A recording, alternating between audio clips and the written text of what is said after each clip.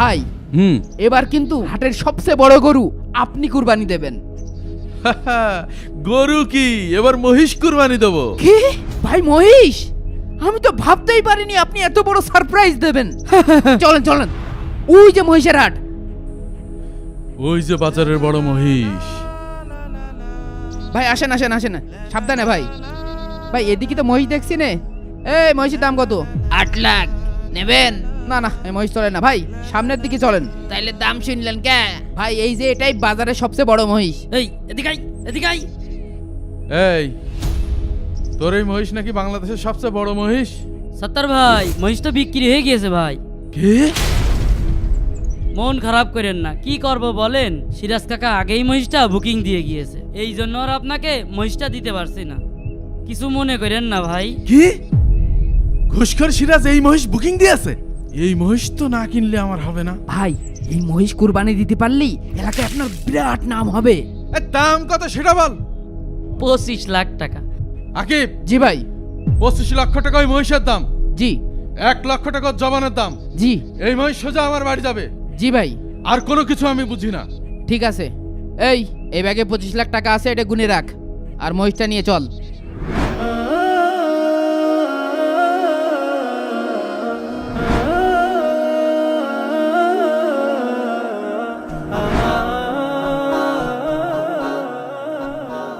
দাদা, এইবার কোরবানির ঈদে যে মহিষটা বুকিং দিয়ে আসছিলেন ওটা আনতে যাবেন কবে? দেখি 2-1 দিনের ভিতরে যাব। দাদা, এলাকায় তো বিশাল বড় সমস্যা হয়ে গেছে, আমি তো কোনো জায়গায় মুখ দেখাতে পারতেছি না। কি হয়েছে? আপনি বাজারে যে মহিষটা বুকিং দিয়ে আসছিলেন না, সেটা তো সুদখোর সাদ্দার 1 লক্ষ টাকা বেশি দিয়ে কিনে নিয়ে গেছে। কি? জি দাদা। সুদখোর ছাত্ররা এত বড় কলিজা আমার মহিষের গায়ে হাত দিয়েছে। আমি যদি বাজারের সেরা পশুটা কোরবানি না দিতে পারি তাহলে তো এলাকায় আমার ইজ্জত থাকবে না। জি দাদা, একদম ঠিক কথা বলেছেন। হাই, চল তো। কোথায় দাদা? গরুর হাটে? না, সুদখোর ছাত্রের বাড়ি। চলেন। এই সবাই তো।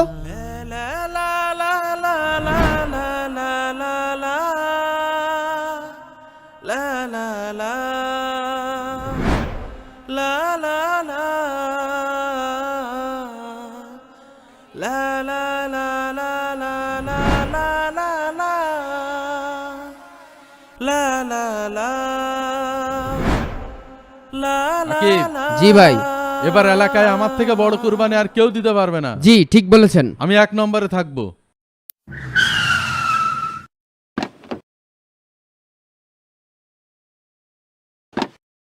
দাদা আসেন। ভাই আজ কিন্তু বড় একটা ঝামেলা বাঁধতে যেতে পারে। ঠিক আছে থাম, আমি দেখছি। ভাই ওই যে ঘুষখোর সিরাজ আসছে। এই কথাটা কে বললো? চোরের মায়ের বড় গলা। ঘুষখোর সিরাজ কে বললো? এই ঘুষখোরকে ঘুষখোর ছাড়া ইমানদার বলবো নাকি? দেখ সাত্তার, আমার সাথে লাগতে আসিস না, বালিশ ছাড়া শোয়াই দেবো কিন্তু। এই আমরা কি হাতে চুরি পরে আছি নাকি? যাই হোক, আগে বল তুই আমার বায়না করা মহিষ কিনলি কেন? মহিষে কি তোর নাম লেখা আছে? টাকা দিয়ে কিনছি, টাকা। তুই কিন্তু আমার সাথে চরম বেয়াদবি করলি সাত্তার।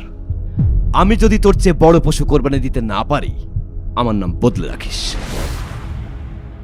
যা যা, বাজারে বড় পশু থাকলে তো কিনবি। ঈশান, জি। বাংলাদেশের যেখান থেকে পারিস জি। ওই সুদখোর সাত্তারের চেয়ে সবচেয়ে বড় পশু কিনে নিয়ে আসবি। যা। জি দাদা।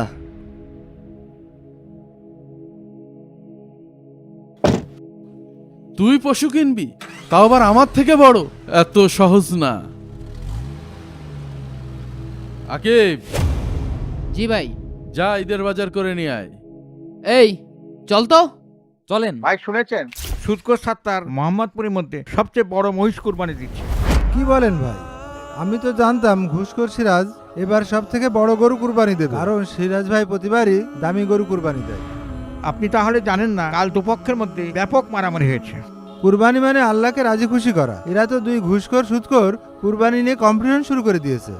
ঠিক বলেছেন, এরা তো জীবনে কোরআন হাদিস পড়েনি। সারা জীবন দেখেছি মানুষের সম্পদ জুলুম করে খেয়েছে। দোয়া করেন ভাই, আল্লাহ তাদের হেদায়েত দান করুক। এ আই ওই জাকির ভাই, ওই 40 কেজি বাসমতি চাল, 10 লিটার সয়াবিন তেল, আর হচ্ছে 2 কেজি রসুন, 2 কেজি পেঁয়াজ, আর সাথে বিরিয়ানির মশলা, আর হচ্ছে 5 লিটার কালো পানি দেন তো। কি রে, এত আয়োজন কিসের? কেন তুমি জানো না? আরে এবারের কুরবানিতে তো সব থেকে বড় মহিষ আমাকে সাত্তার ভাই কুরবানি দিচ্ছে। তাই নাকি? জানতাম না তো। আমি যদি ওজনে কম দিতে পারি আর হিসেবে একটু গরবিল করতে পারি, আমিও তো বড় পশু কুরবানি দিতে পারি। কি জাকির ভাই, এত কি ভাবছেন? কই কিছু না, দাঁড়া আমি তোদের মাল এখনই দিয়ে দিচ্ছি। জাকির ভাই, মোট বিল কত হইলো? 40 কেজি বাসমতি চাল, 10 লিটার সয়াবিন, 2 কেজি আটা, 2 কেজি রসুন, 5 কেজি পেঁয়াজ, মোট 15,000 টাকা। তোর বিল হয়েছে 20,300 টাকা। ওই 300 টাকা আর দিচ্ছি নে। 1 2 3 8 10 18 19 20, এই নাও 20,000। আর ওই জাকির ভাই, ঈদের দিন সাত্তার ভাই বাড়ি কিন্তু তোমার দাওয়াত। সাত্তার ভাই অবশ্যই জাতি বলেছে। এই আকিবের মালগুলো রিকশায় তুলে দে। ও মাল রিকশায় না? এই চল চল হ্যাঁ চল চল। চলেন ভাই, চলেন চলেন। হ্যাঁ ভাই, হ্যাঁ সবকিছু কিনা হয়ে গিয়েছে। হ্যাঁ হ্যাঁ হ্যাঁ, আমরা বাসার দিকে আসছি। আচ্ছা ঠিক আছে, হৃদয়কে দিয়ে মালগুলো বাসায় পাঠাই দে, আর তুই গিয়ে কষাই ঠিক করে আয়। ঠিক আছে, এই ওই রিকশাটা নিয়ে ভাইয়ের বাসার দিকে যা, আমি শহর থেকে আসছি। ঠিক আছে ভাই। জাকির ভাই, একই শুনলাম আপনি নাকি ওজনে কম দিয়ে ব্যবসা করছেন। আপনার তো কোরবানি হবে না। কি? আমি ওজনে কম দিয়ে ব্যবসা করি? কে বললো এ কথা? কে আর বলবে, এলাকার সবাই জানে। ইমাম সাহেব সবার কাছে একথা বলে বেড়াচ্ছে। আমি এখনই যে ইমাম সাহেবকে ধরছি, আমার নামে এত বড় মিথ্যে অপবাদ। এখনই তাড়াতাড়ি যান, যে ইমাম সাহেবকে ধরেন। বুঝলি, জি দাদা। এবার শীত আসার আগেই জি এই মাটিগুলো ইট বানানো শেষ করতে হবে। ঠিক আছে দাদা। সিরাজ ভাই, আপনি নাকি ঘুষের টাকায় কোরবানি দিচ্ছেন। আপনার তো কোরবানি হবে না। কি? কে বললো এ কথা? কার এত বড় সাহস? মসজিদের ইমাম সাহেব বলল। ইমাম সাহেবের এত বড় সাহস? তাই তো দেখছি দাদা। আমাদেরটা খেয়ে আমাদের বিপক্ষে কথা বলে। এখনই গিয়ে ইমামকে ধরতে হবে। চল, আয় আমার সাথে। সাত্তার, দাঁড়াও দাঁড়াও দাঁড়াও। কিরে মুরব্বী, গাড়ি দরকার হলো কেন? তুমি নাকি সুদের টাকায় কোরবানি দিচ্ছ, তোমার তো কোরবানিই হবে না। আমার কুরবানি হবে না? কে বললো এ কথা? কার এত বড় কলিজা? ইমাম সাহেব তো এলাকার সকলের কাছে বলে বেড়াচ্ছে তুমি নাকি সুদখোর। আমার তো পায়ের রক্ত সব মাথায় উঠে যাচ্ছে। দাঁড়া, ইমাম সাহেবকে দেখছি। চল মসজিদে গেলাম ভাই।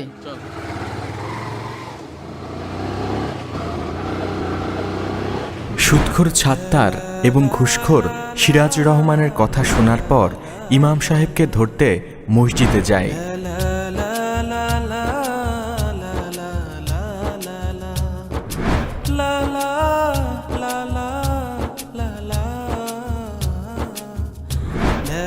তখনই মসজিদের সামনে তাদের সাথে ইমাম সাহেবের দেখা হয়।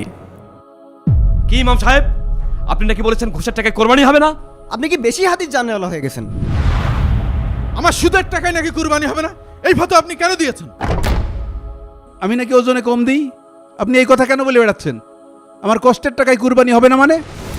ইমামের কাজ হচ্ছে মসজিদে থাকা, অন্যের পিছনে তো কাঠি দিয়ে বেড়ানো না। আল্লাহ, এ কি মুসিবতে পড়ে গেলাম। এখন আমি সবাইকে কি জবাব দেব? ইয়া রাব্বুল আলামিন, আমাকে সকলকে বোঝানোর তৌফিক দান করো। কি হলো, এখন আর কথা বলছেন না কেন? এখন কথা বলবে কি করে? ভয়ে ইমাম সাহেবের বাতাস বের হয়ে গিয়েছে। কি কথা বলেন না কেন? কথা বলেন।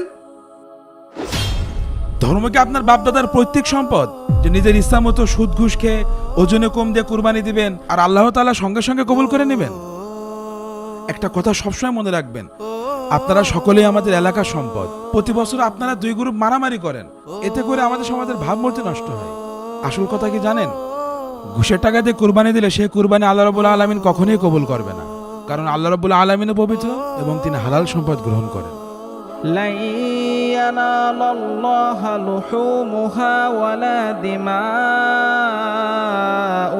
ولكن يناله التقوى منكم كذلك سخرها لكم لتكبروا الله على ما هداكم وبشر المحسنين আল্লাহর কাছে কখনো কুরবানির গোস্ত পৌঁছায় না এবং রক্তও না, বরং তার কাছে পৌঁছায় তোমাদের তাকওয়া, সংযমশীলতা।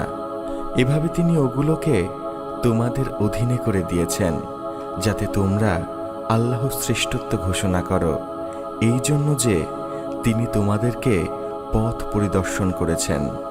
আর তুমি সুসংবাদ দাও সৎ কর্মশীলদেরকে।